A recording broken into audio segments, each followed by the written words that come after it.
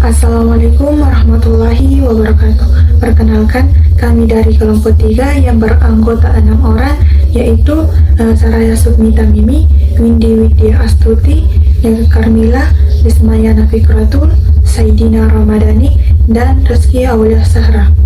Kami akan membawakan materi yang berjudul pengukuran.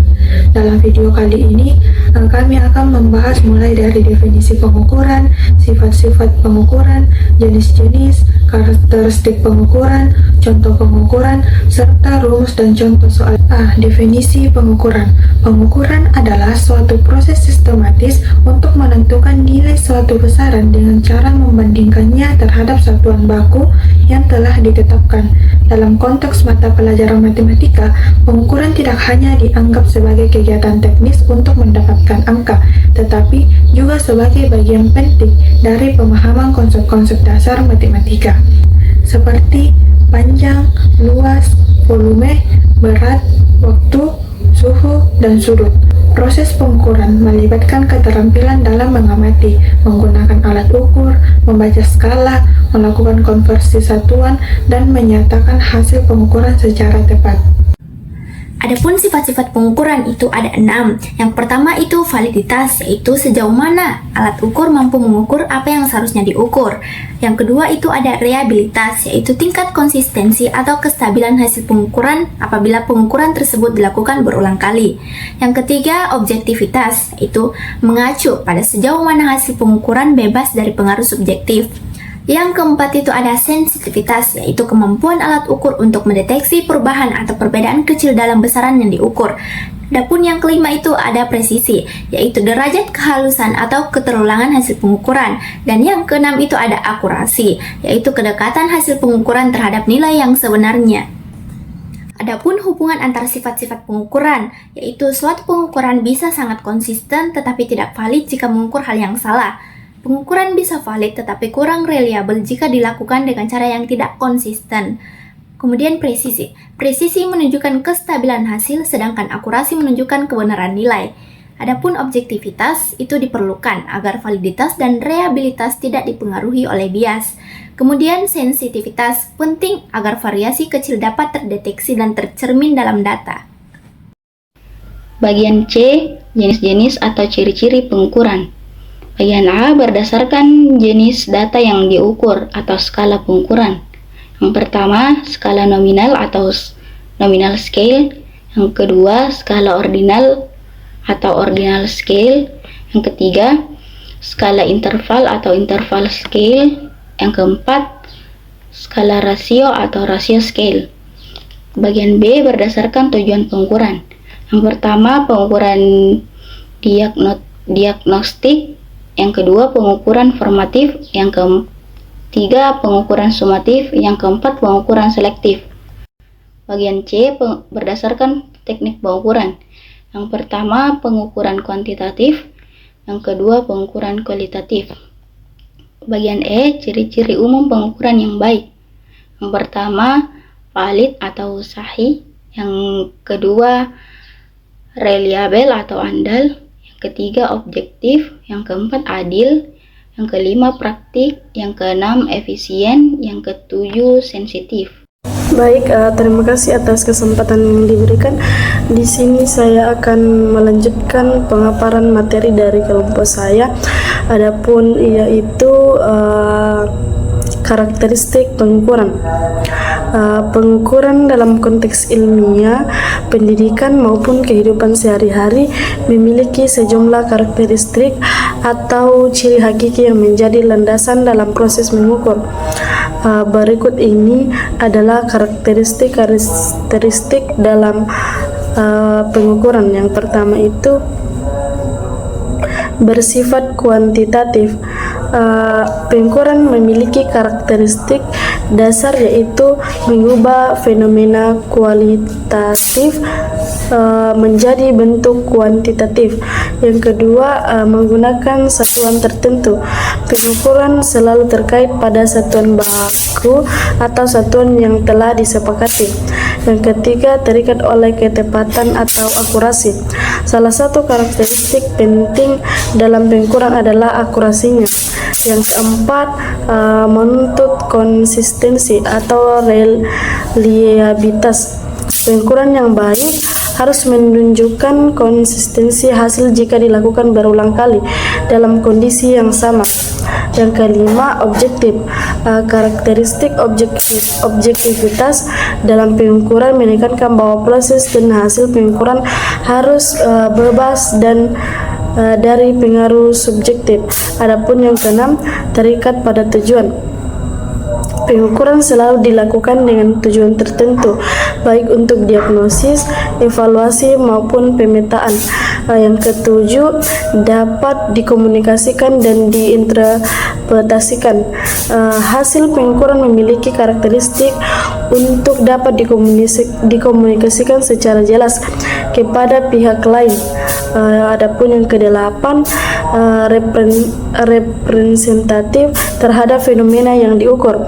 Pengukuran yang baik memiliki karakteristik representatif, yaitu mampu mencerminkan kondisi nyata dari objek gejala yang sedang diukur. Adapun yang kesembilan, terstandar dan terstruktur. Pengukuran yang ilmiah dan dapat diandalkan harus dilakukan melalui prosedur yang terstandar dan terstruktur. Adapun yang terakhir yaitu terbatas dan dipengaruhi oleh faktor kontekstual. Pengukuran selain memiliki batasan yang dipengaruhi oleh banyak faktor seperti keterbatasan alat, lingkungan, dan kondisi subjek. Adapun pada bagian E yaitu contoh pengukuran. Contoh pengukuran dapat dibedakan menjadi 8, yaitu yang pertama, pengukuran fisik.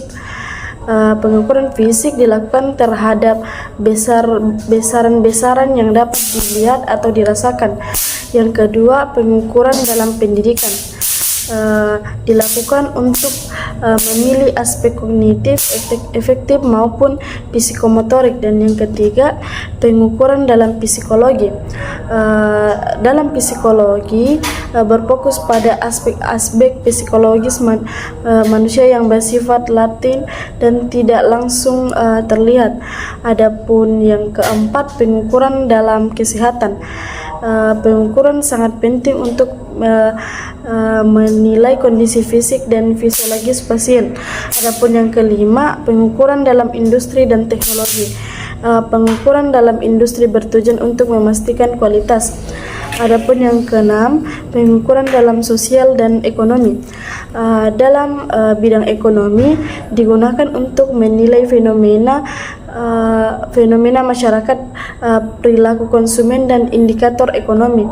Adapun yang ketujuh, pengukuran dalam kehidupan sehari-hari dilakukan dalam aktivitas sehari-hari baik secara informal namun tetap penting untuk kehidupan. Adapun yang terakhir yaitu pengukuran tidak langsung. Pengukuran dilakukan secara tidak langsung, yaitu dengan menghitung besaran yang tidak dapat diukur dan secara langsung namun diturunkan dari rumus tertentu. Rumus dan contoh. Yang pertama, pengukuran panjang alat ukur penggaris meteran jangka sorong, satuan meter, sentimeter, milimeter.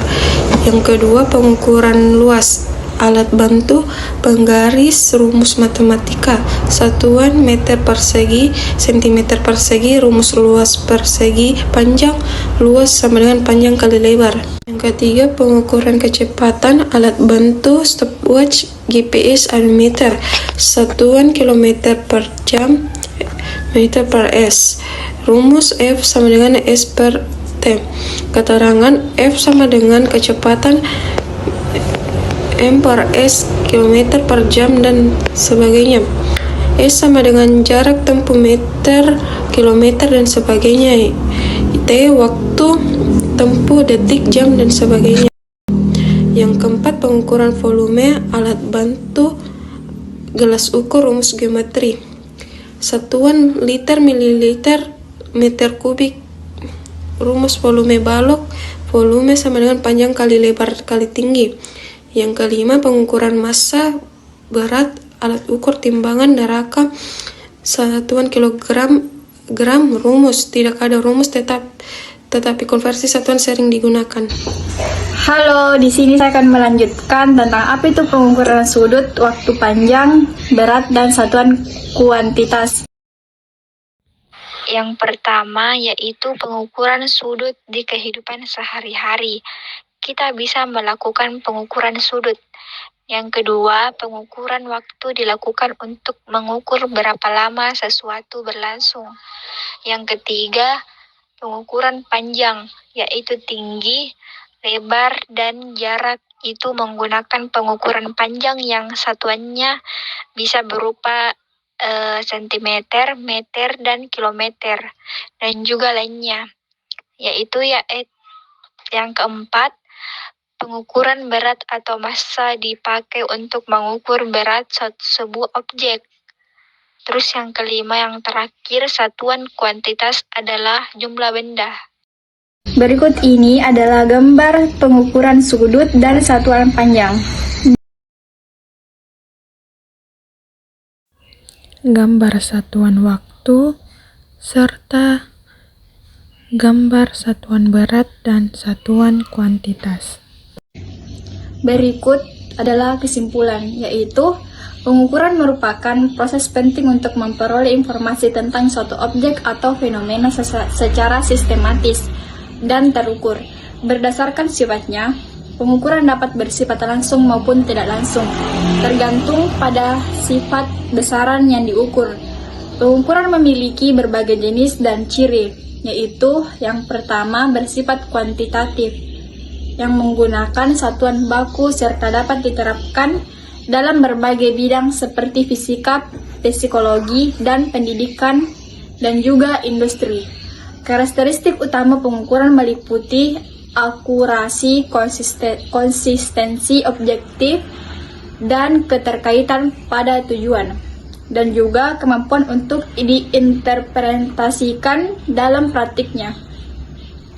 Pengukuran dapat ditemukan dalam kehidupan sehari-hari maupun bidang profesional, dengan tujuan untuk menghasilkan data yang valid, dapat dipercaya, dan mendukung pengambilan keputusan yang tepat. Sekian, itulah pengukuran tadi. Presentasi dari saya. Wassalamualaikum.